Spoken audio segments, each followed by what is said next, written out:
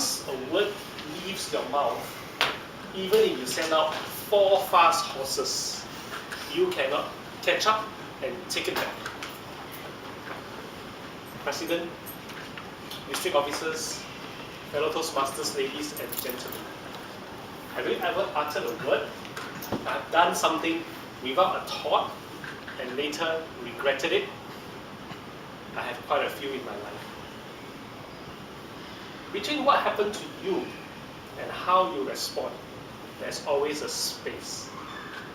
This space can be for a few moments, it can be for a split second, it can be for a few minutes, it can be for a few days.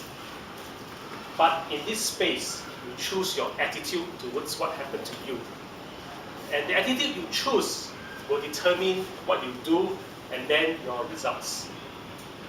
I will share with you 2 examples to illustrate this concept.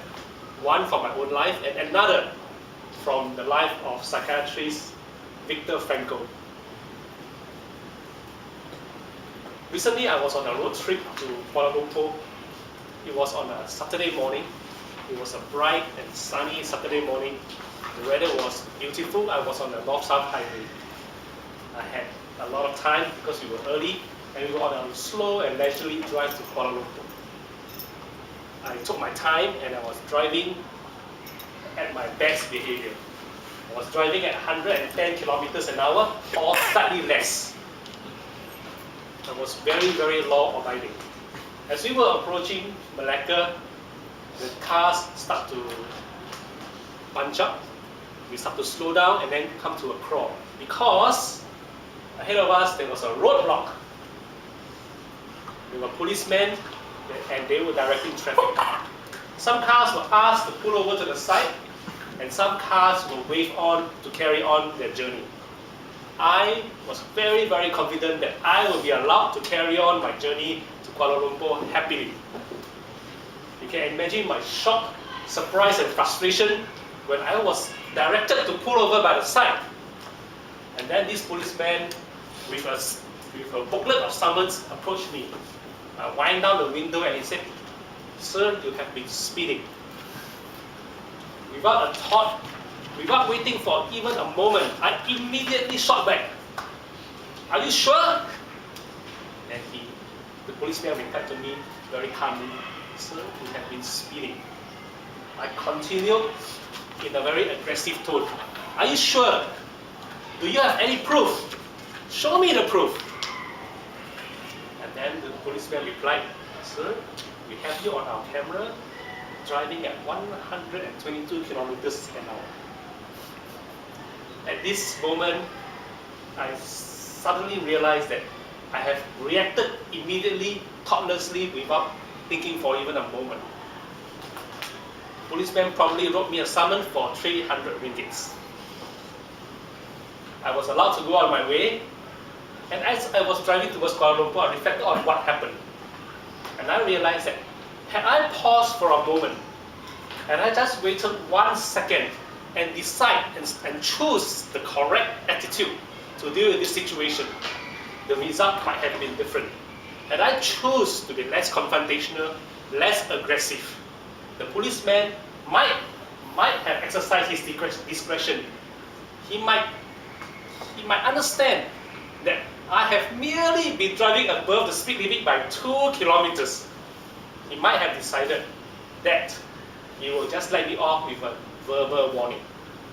However, in this particular case, I was 300 ringgits poorer because I just shot off my mouth.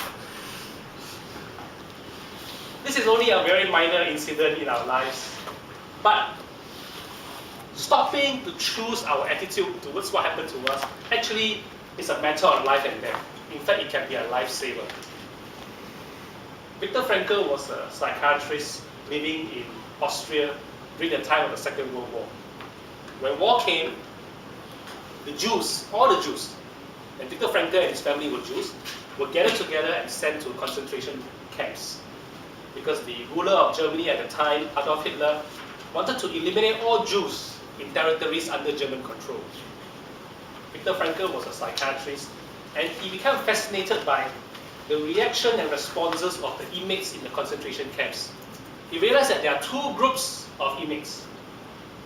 One group were the people who survived, and the other group were the inmates that did not survive. Everybody is in the same dire situation. Everybody is in the same horrible state and situation. But how come there's a group that survived and there's a group that doesn't?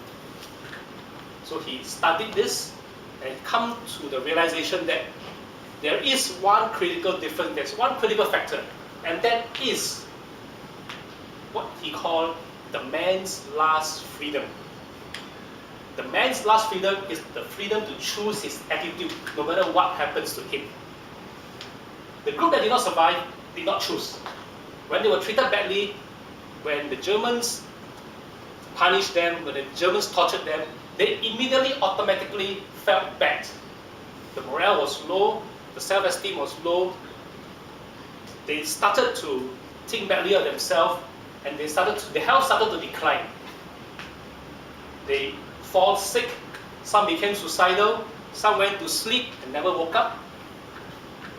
So this group were the people that did not survive.